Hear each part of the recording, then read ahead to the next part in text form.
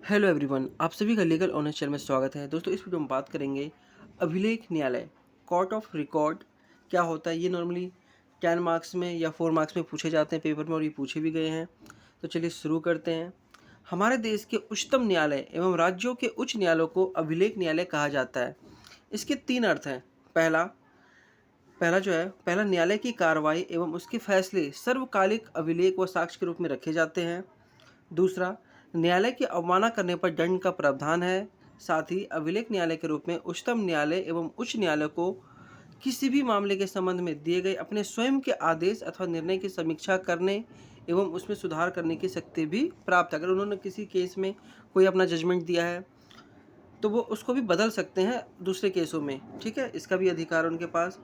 अभिलेख न्यायालय के रूप में उच्चतम न्यायालय की शक्तियाँ। एक अभिलेख न्यायालय के रूप में उच्चतम न्यायालय की कार्रवाई एवं उसके फैसले सर्वकालिक अभिलेख व साक्ष्य के रूप में रखे जाएंगे। इन अभिलेखों पर किसी अन्य न्यायालय में चल रहे मामले के दौरान प्रश्न नहीं उठाया जा सकता। उन्हें विधिक संदर्भों की तरह स्वीकार किया जाएगा, अर्थात उनकी वैधानिकता को चुनौती नहीं दी जा सकती।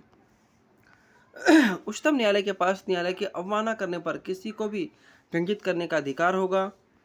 इसमें 6 महीने के लिए कारावास, वैसे मैंने 6 वर्ष लिख दिया है, या 2,000 रुपये तक का अर्थदंड दोनों शामिल है। न्यायालय की अवमानना सिविल या आपराधिक दोनों प्रकार की हो सकती है।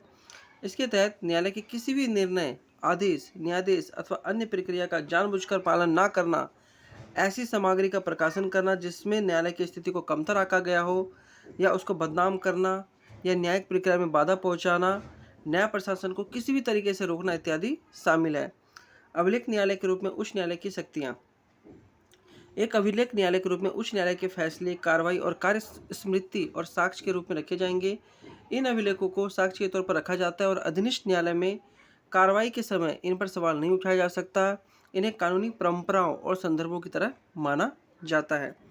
उच्च न्यायालय के पास न्यायालय की अवमानना करने पर साधारण कारावास या आर्थिक दंड या दोनों प्रकार के दंड देने का अधिकार है।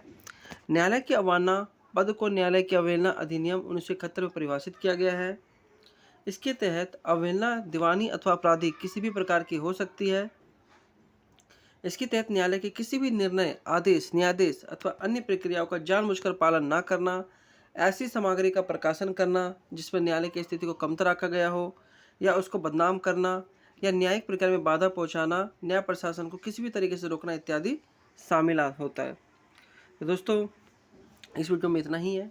ये नॉर्मली 4 मार्क्स या 10 मार्क्स में पूछे जा सकते हैं। दोस्तों, अगर वीडियो अच्छा लगे तो वीडियो को लाइक कीजिए, चैनल को सब्सक्राइब कीजिए। धन्यवाद।